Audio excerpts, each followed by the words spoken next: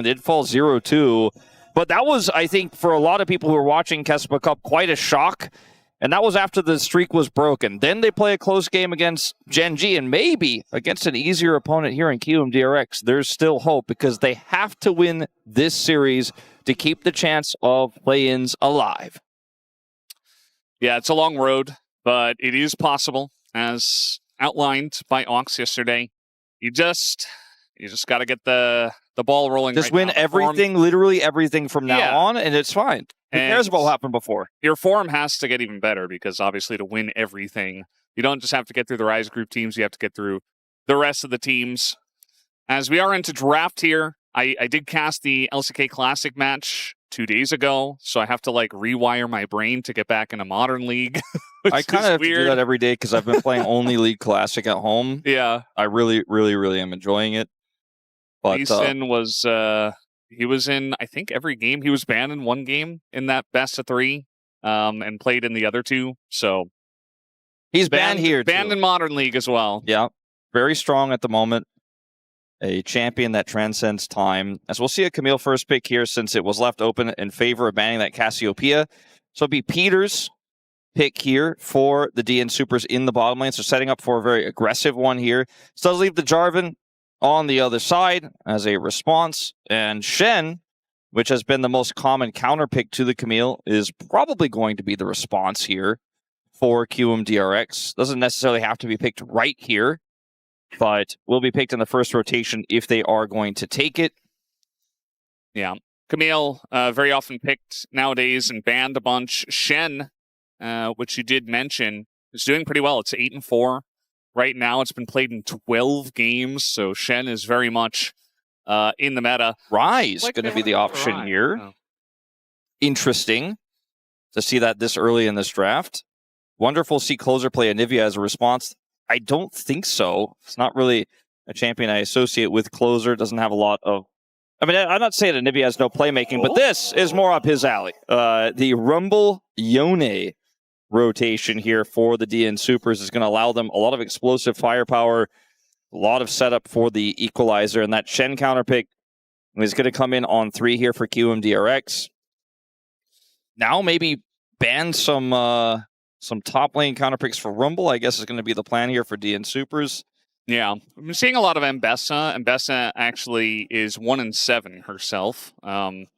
Doesn't necessarily mean that she's bad, but she's being picked a lot and losing a lot, so teams haven't necessarily figured it out, but it has been a common response to the Rumble. I do like the Yone for Clozer, especially for a guy who's very much on form. Just get him something that he can play make on, and you can win games off of that.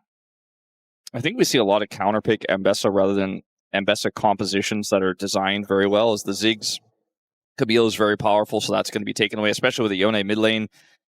Even with the AP top, I think the damage profile still works out really well. Talia will also be banned here with a potential flex of the bottom lane into that Camille Talia lane. Could be strong. Not my favorite personally, but we have seen it. So see what this final ban is going to be. I expected Jace and Cassante to be banned just because Cassante has done really well in this lane. But like you mentioned, the Mbessa has been a little bit more flavor of the month. So that's going to be taken away instead. So I think Frog will probably play Cassante here. And then they could put aiming on a scaling late game carry here.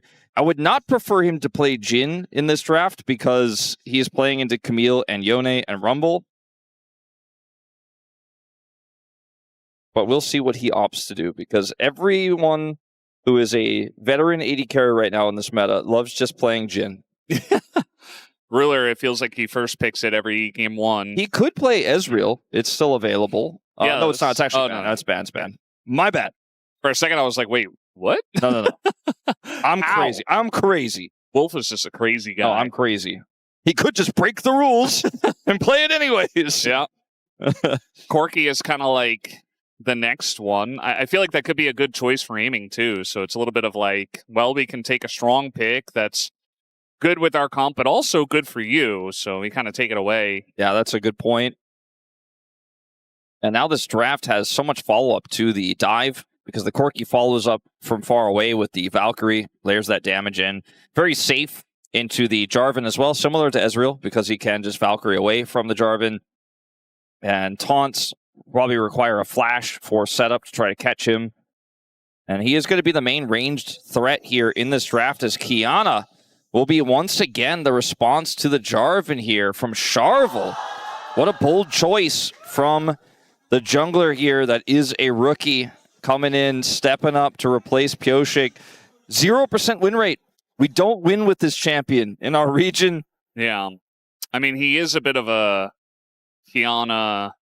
I hesitate to call him a one-trick, but he definitely is.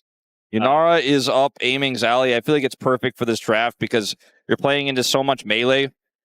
You can just kind of kite your way through. Similarly, though, the Misfortune feels pretty good because you are going to be able to utilize a lot of power with your ultimate into all of those melees running towards you if you can position well. Xayah is very strong because it's safe with her ultimate to get away from some of that engage, and even though it's low range, you've got that Ryze to back you up. You've got a double DPS threat with the front line, and because they're all melee, you could still hit that damage. I would have preferred the Yunara, I think, personally, just because I think aiming is really good at that pick, and there's a lot of setup for him with a huge front line and a Shen. And if the engage doesn't go off well for DN SOOPers, it's so easy to clean up as Yunara. Not impossible for Xayah either, but I feel like the Yunara comes online a little bit earlier just because her ultimate gives her so much explosive power, whereas Xayah is just going to have to sit back and wait. But all three of those options were pretty good. Then he chose his preference in the end, which is the Xayah. Yeah, I was definitely cycling through the three of them and was trying to figure out exactly what he wanted to play. I think Xayah is very safe, so it's kind of like that little Ryze group safety button where you just say, well, I'm probably going to need this at some point, whether I'm out of position or whether something is going wrong in the team fight, which, let's be honest, it probably will at some point. I think Xayah allows him to kind of solo handle some situations that maybe are not going to be so great here in the Ryze group. So pretty interesting stuff. We get the Xayah back here for aiming and also Qiyana for Sharvel. As let's jump onto the rift for game number 1.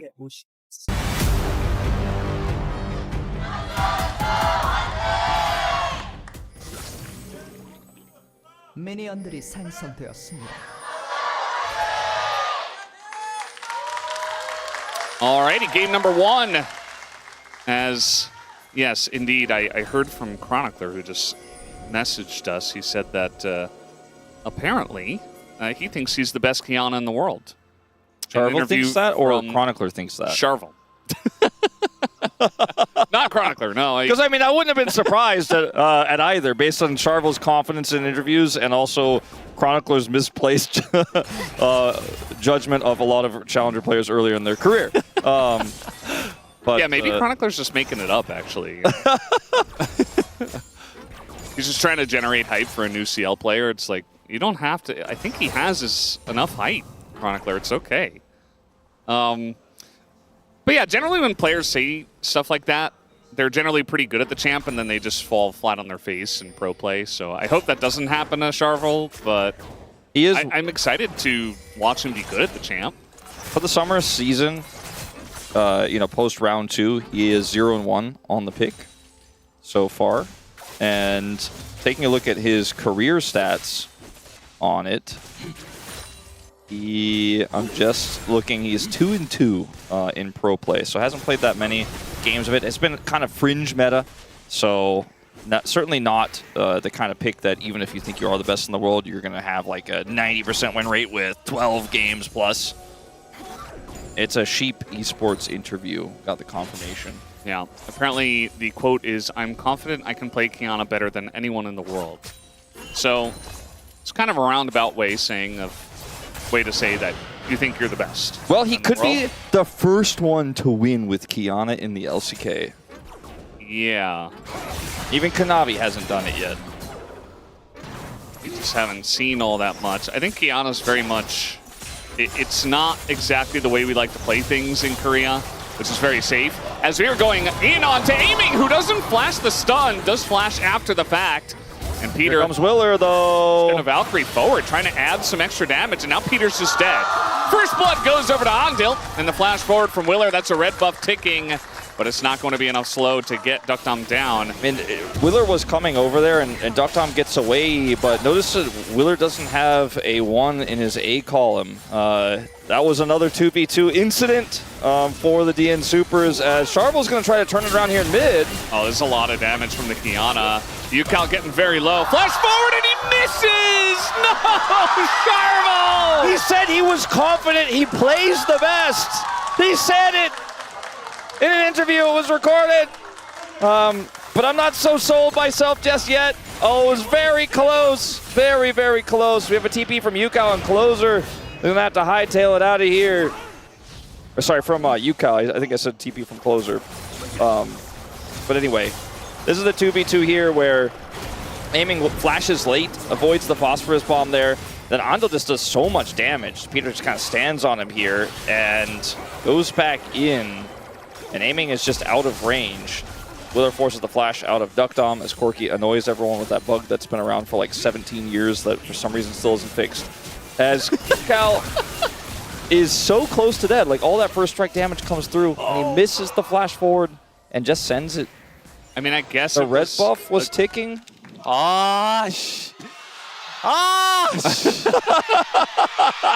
No translation needed, I think. Yeah, I mean, the angle on the flash was pretty good from Ucal. You know, if we're trying to help out Sharvel a little bit. The first turret shot, like if he missed, since he missed, do you think he could have gotten away or is he died no matter what? I think he might have actually just been able to cancel it and walk out, but it would have been close. And I mean, the red buff was almost enough to kill Ucal there as well. It gave Ucal a double buff, by the way, on that note. So now Ucal's sitting on double buffs here into Clozer and an early matchup for Yone into this Ryze that's very frustrating now. Yeah, I mean, if he hits the Q and just kills the Ryze and gets away, I mean, I think he's totally fine. As now we have a Ryze coming on to kill deokdam as Willer gets into the party as well. deokdam very low, will tick down. Red buff, by the way. Damage of Ucal's red buff, which Oh, is given by Sharvel. No, it's not fair. It's not supposed to be like this. Apparently Ucal had 6 HP, by the way, when he lived under the turret. Not right here, obviously. He has a lot more than 6. Yeah, he's the boy who lived in this one. As deokdam, we're just going to kill him for making that Corki sound in our replays.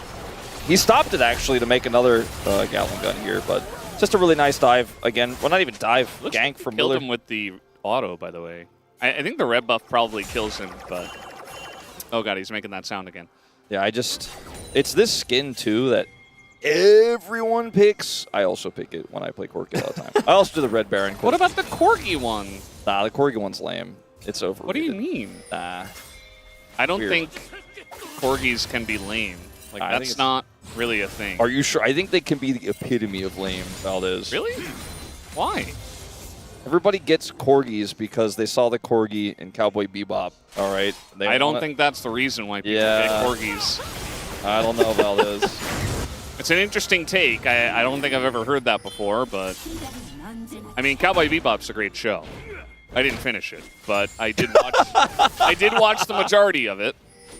Why didn't you finish it then if it's such a great show? Well, I was in America, and I was watching a lot while I was there, and then when I came back, you know, it's just a lot of things going on. Well, as someone who watched a lot of Evangelion, I also wanted to get a penguin as a pet, but it wasn't allowed, so... Yeah, I don't think it's a good idea to have a penguin as a domesticated house pet.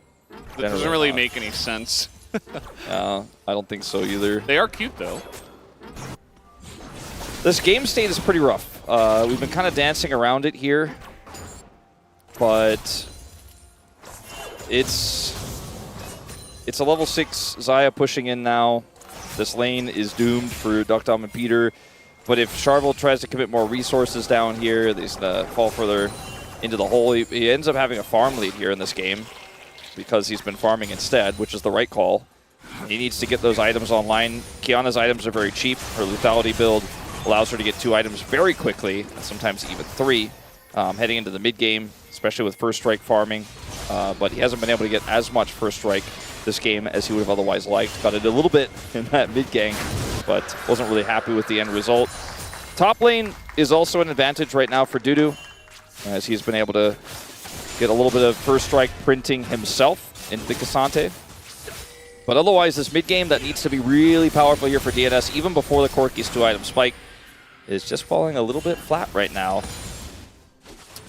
Yeah, DNS making a concerted team effort to try to go for these grubs and making it very obvious that this is where they're going to go. Kiwoom DRX seem to want to respond to this as everybody's in the pit at the moment. But top laner's also coming down. In goes Willer, just going to get ulted in the river as now an ult in from Clozer. They're trying to take out the kill on a Willer, and they will be able to get it as he goes in and tries to get one of the grubs, and he does get punished for it. Yeah, really nice punish to come through here for DNS. I mean, the core of this, like you said, is they grouped. They were set up. Well, they made a really heavy commitment to this fight, and as a result, the sort of last-minute broken-up contest for Kiwoom DRX just can't crack it. Not only does Willer die, but he fails to secure the grub as well. So 3 grubs go over to DNS. With the Yone in their composition, pretty important.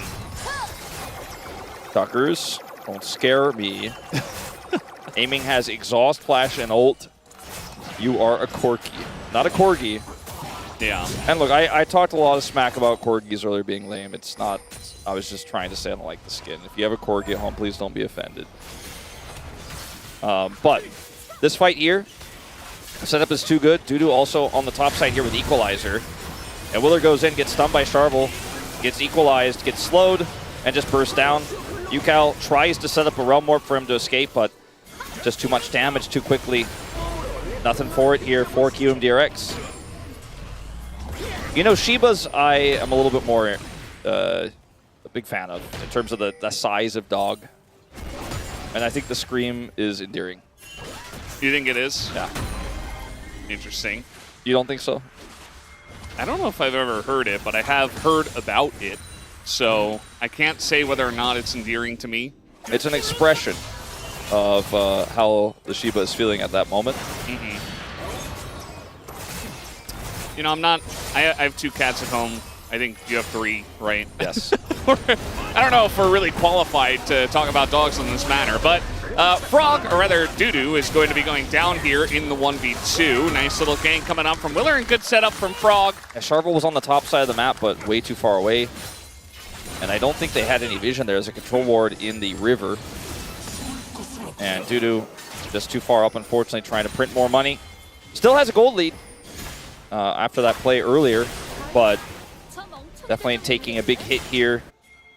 This game state still favored to Kiwoom DRX because their composition is going to, it looks like, be able to get through some of the tougher parts of this Yone Corki 2-item spike with the lead that it has now. The fact that Xayah is ahead, the fact that Ryze is ahead is still the bigger issues than the lead that Qiyana and Rumble have.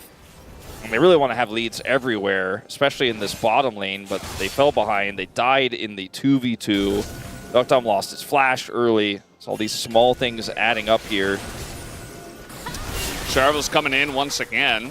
And now Andil's kind of in an awkward spot. He is Shen with flash, but Camille trying to lock him down. Going to get ulted here by Clozer, but he just goes over the wall. Still has flash, and the Shen is now miles away from everyone. So a couple of ults here for the side of DNS do not pan out. Andil has to use his flash, so that's a small win, I suppose, and that really hurts his engage potential in an upcoming fight, for example, like Dragon. So if they can get these ultimates out, stall the Dragon a little bit, get Clozer and Peter's ults back up, then it'll be worth it for DNS. But if they can't, not going to feel great about it. As the Jarvan is going up through the river here. I'm going to say, looking for it. Got him. He's looking for the Q3. Gets the pullback here. And he tells him to take the kill as well. As the kill for the Jarvan, a little bit more powerful and more useful in this game than the K'Sante. It's going to be relevant later on, and right now is just sitting on a Rookern to get through the lane to be a front line many minutes from now. Yeah, he's definitely going to need a second item against Qiyana and Yone especially. So we'll see when he gets there, but the Rookern first is a good call. Very good into Rumble. One of the problems with this Qiyana pick for me in this game is that it doesn't have an easy lane to gank. Like, he was almost able to get Ucal in the mid lane, right? That was the one opportunity he saw. Bottom lane was kind of a disaster, so we had no pressure there. And then K'Sante just doesn't really care about Qiyana that much. even if Rumble was able to stack away for him to try to dive. So it's really hard for him to actually snowball this game without just farming. And that's what he's doing after that initial failed gank there in the mid lane. And they did get grubs off of a play from him there as well. But I think he wanted to be able to snowball this game. We see Qiyana into Jarvan a lot because sometimes you can just turn the Jarvan's engage around by ulting his Cataclysm immediately. But that, in practice, kind of ends up being a more niche thing, and you're really just trying to outpace him in the jungle and also find some lanes to accelerate, but he's been unsuccessful at doing so, and in fact, unfortunately, accelerated the mid lane against his team. And, you know, it's just one missed ability that changes the whole tide of what this early game has looked like. Yeah, it's a big problem when Ucal is 2-0, and we know what Ryze can do when he gets really fed. Going to be looking for that actualizer eventually. Third item, hopefully. He went for the upgraded steel caps, which is super rare, but in this matchup and into the Qiyana, it makes a ton of sense because Ryze's whole thing is he wants to get Rod of Ages, and he wants to be very difficult to kill, and with all this AD damage, that's the way to do it. It's usually Merc Treads you pick up, especially in this meta where we even see Mage's bottom lane sometimes. But he's just taking the other way around this time, which I actually really like. It's a great choice. Yeah. I think that extra tankiness is going to be pretty big for Ryze, who, you know, eventually you just want to get your big combo off and survive through it, and maybe even just put your face into the enemy team to make it happen. Because the enemy team has a lot of damage, but especially with the last pick, Qiyana, there's just really not any frontline. Your frontliners are very squishy. If you think about Camille, and then who? I mean, Rumble? Definitely can take a ton of damage themselves, so gonna have to be careful about that. Also, if you go in and you get rooted by the Ryze or the Feather Pullback, or the Cataclysm comes down, you know, it's really easy for Kiwoom DRX, as long as they survive the initial salvo, to win every fight, basically. There's not really a front to back in this for DNS in most cases, especially not from behind. They have evened up the gold, though, in this game. Did see the second dragon picked up by Kiwoom DRX. It's a Chemtech Soul in this one, which is honestly fantastic for both teams, but I really like it for Kiwoom DRX because they have the Cassante and that tanky Ryze we were just talking about. As DuDu's continuing to try to print money, I mean, he really has done quite a lot of that. It's the biggest gold lead on the Rift right now. He's going to have to utilize it well in upcoming team fights. The Rift Herald is live, which is why everyone is grouped here on the top side with the exception of those top laners. Frog can stop DuDu's his teleport, but DuDu cannot do the same, so Frog has some inherent movement freedom here to actually come up and fight for this if they want to commit fully, but it looks like DNS, or at least for the moment here, just going to back away entirely. And they want to be the ones who control the momentum here. They fought hard for the grubs, but this Herald is also so important for their comp to be able to be ahead the way it wants to be when deokdam's seeing that 2-item spike, and right now, just giving up a lot of control. Not fully seeding it, but I mean, Kiwoom DRX is starting to read like, hey, I think some people are walking away. The Yone pushes the top wave, and there's that TP back here for the Rumble. Interrupted. Yeah, it's interrupted, so it's just going to be a taunt flash coming on in. Sharvel trying to hit an ultimate, gets super low, and just dies to aiming. So not the best Qiyana move I've ever seen, but a nice little ultimatum onto Willer at least secures the kill there, but he picks up the eye. That was a clean move, deokdam. Yeah, he just Valkyrie'd over that wall, but thankfully, oh, no, Ucal says enough with the blast cones, but there's going to be a second one and a flash here from deokdam gets him away. He does get away, double sums expended.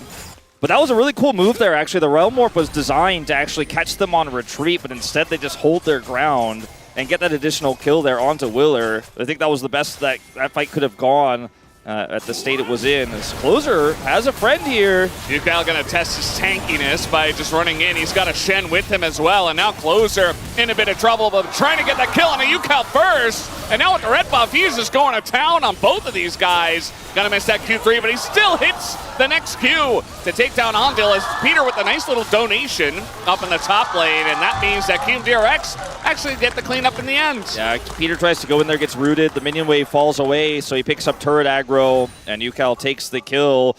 Frog interrupted that teleport. That's why I mentioned right before the fight that Frog actually has a little bit of extra agency, and it's rare to see a Rumble teleport get interrupted like that because you just don't interrupt in the face of the enemy top laner. So watch this on the minimap. You can see, I mean, if you didn't see it just now, you missed it, but he is interrupted on his attempted TP, so they end up getting the secure here. And Sharvel goes down, and this Realm Warp is attempting to catch Peter and deokdam, but they turn this engage around. Peter jumps onto Willer. It's pretty slick, and deokdam is able to escape with some Blast Cone shenanigans, so it ends up being very worth. As in this play here, initially Ucal coming over, but is collapsed on by Clozer's Q3, and Peter coming in. But there's the Shen ultimate, which buys a ton of time. deokdam is coming up. Sorry, not deokdam. Aiming is coming up. Yeah. And we got a third Drake on the way, by the way. this is a big fight.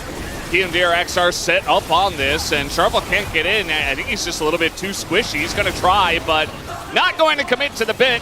As now they're going to look for the engage after the dragon was taken, and Peter's just going in and dying as the ult's not going to do a whole lot, and now Sharvel is exhausted in the backline. He's going to go down, and now it's a 5v3 in favor of Kiwoom DRX, and they're just taking him down one by one as DNS are going in by one by one. And now deokdam's going to be isolated. It's a very messy fight, and Kiwoom DRX, they just hold their ground. Not going to get the Blast Cone this time. No flash from the previous play. Down he goes, bottom turret down, and Kiwoom DRX may have just won the game off of this defense of the dragon. And like you said, the fight is so late here for DNS. Frog zoning DuDu away. Herald is used here for some extra combat power, but it really just isn't needed, as this engage from Andil doesn't really hit, right? And DNS think, okay, this is my chance to re-engage, but Peter's so squishy. They get the root off. Sharvel's ultimate is big, but the follow-up here is so weak, and the equalizer placement leaves a lot to be desired. Need to be much further back there to really get value into the retreating Kiwoom DRX members. Just kite it back. Then this time, the Realm Warp chase is a go, and deokdam's like, maybe this Blast Cone will save me too? No. And then in the bottom side of the map, they get the clear of the turret. So just a whole lot of value here for Kiwoom DRX, and their comp is just truly well rolling down the hill. Yeah. I mean, 10 stacks, Dark Seal, 2 items completed here for Ucal. This is 20 minutes into the game. They have 3 dragons looking at a Chemtech Soul. So he's, you know, even if they try to take him down, he's just going to get more damage and more difficult to kill, and they only have damage, DNS. And we saw what their team fighting looked like as well, which is, you know, DNS, they can get through early games, but unfortunately, some of those old problems of not being able to team fight well are coming back to bite them.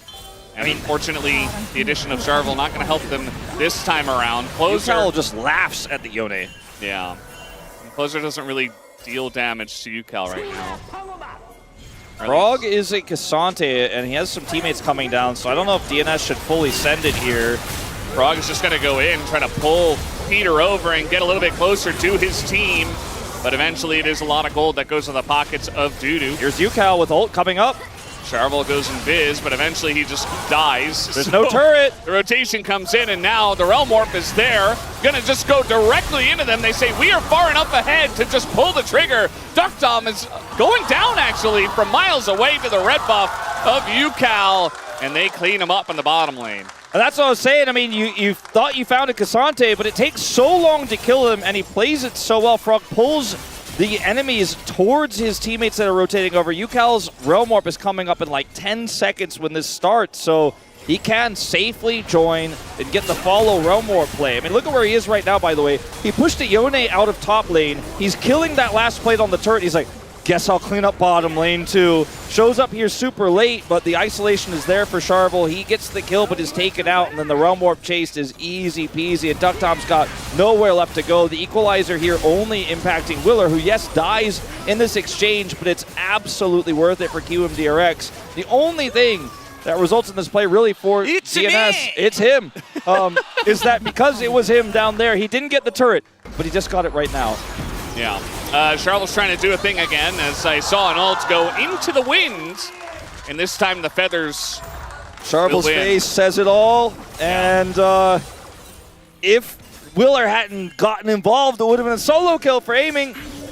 I mean, this is always what happens. I'm sure Sharvel is a great Qiyana player, but if you ever make a statement like that in an interview very confidently, it almost always turns out that the pressure is really high in your next game of that champion, and you just kind of drop the ball.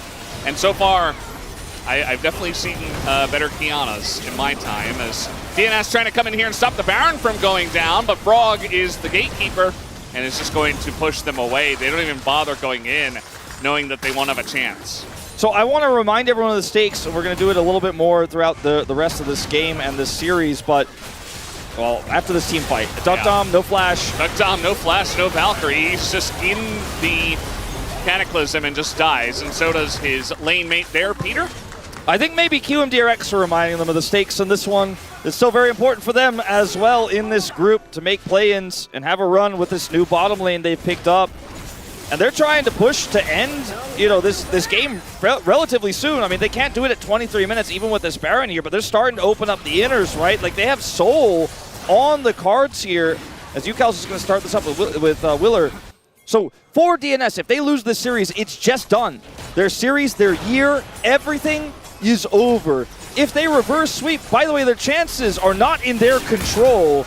And an extra game win here for the Kiwoom DRX, even if they do reverse sweep, hurts so much. Every single game you lose puts you one step closer to elimination, even if you get that reverse sweep, and that's a big if. Look at the game state right now. I don't think DNS fans are sure they're going to just bounce back after this one, as it's 24 minutes and a 6,000 gold lead here nearly, and they're breaking open the base. No, not like this!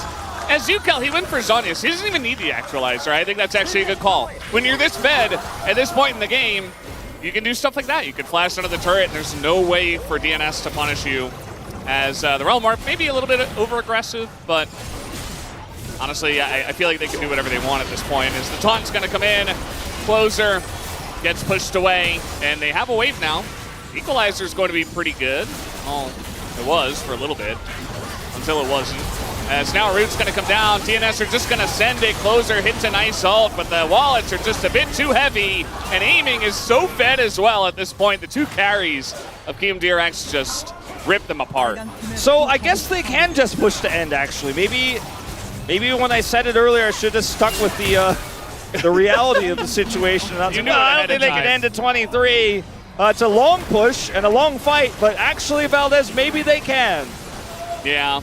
Oh no, Clozer. I mean, look at the damage of Ucal. This is absolutely disgusting right now. As Sharvel, he hit an ult into the inhibitor, and well, now he's dead. But they did get Ucal. All right, they stopped the push. Yeah, they were having a bit of fun. I don't think they had to go that crazy with the push. All right, so if I had to ask you, chances of DNS getting out of Ryze group and making play-ins, higher or lower than their chances of coming back and winning this game? Which one is more likely, Valdes? I think, honestly, coming back in this game. Yeah, I think so, too. I think so. So, like, that's where we got to keep our mental right now. If you're thinking about the entirety of the rest of your year, this game is like, it's nothing, man. It's a freebie. Yeah. Also, so easy. A comeback is going to be real. This equalizer, you know, it was pretty decent. It kind of messed up the positioning here of Kiwoom DRX, and Ucal took a lot of damage from it. Ultimately, he still has Zhonya's here, so is going to be able to actually kind of outplay Ucal's last moment there. Or sorry, DuDu's last moment there. And survive for a little bit longer, but they do ultimately get him. It's actually deokdam who gets the kill, and now we reset.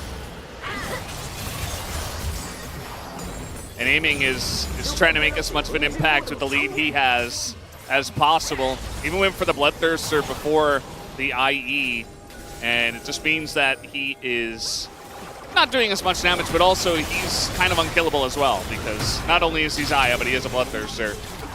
As they are diving some turrets, they don't necessarily have to do this, as they're sieging the But there's nothing up. Baron. They got Chemtech Soul, and I think they're a little bit bored with this game.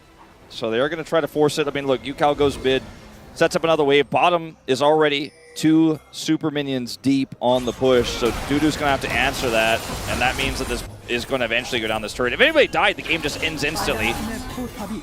Willer has GA and is not phased by Sharvel. He's like, God, you guys really have to delay this back? I mean, you're not going to get me, so. Looking for Clozer. Exhaust comes out from aiming as he wants the kill. He's got Andil with him. Flash on in just to kill Clozer. And I mean, I guess at this point you can just expend everything to try to end this game as quickly as possible. As a flash on in, it is going to get him with the taunt. deokdam in a lot of trouble, flashes away, immediately dies, and they are really just trying to ham-fist this one, and they do not care. Chemtech Soul and 8,000 gold lead. Hey, game win time matters for some weird tiebreaker scenarios later on. So, I mean, you got to end it as fast as possible in a close group like the Ryze group. And I think they are going to succeed. They didn't get it in 24, but in 28, this base is in tatters and the Nexus should fall. Yeah, might as well just end it here. Ucal takes a 9th kill for the road, and they will take their first game here. Sharvel, man, his face on this one. Because the course of this game, based on that Q hitting or landing on that dive onto Ucal, everything could have changed. If he gets that kill, then the Yone gets ahead.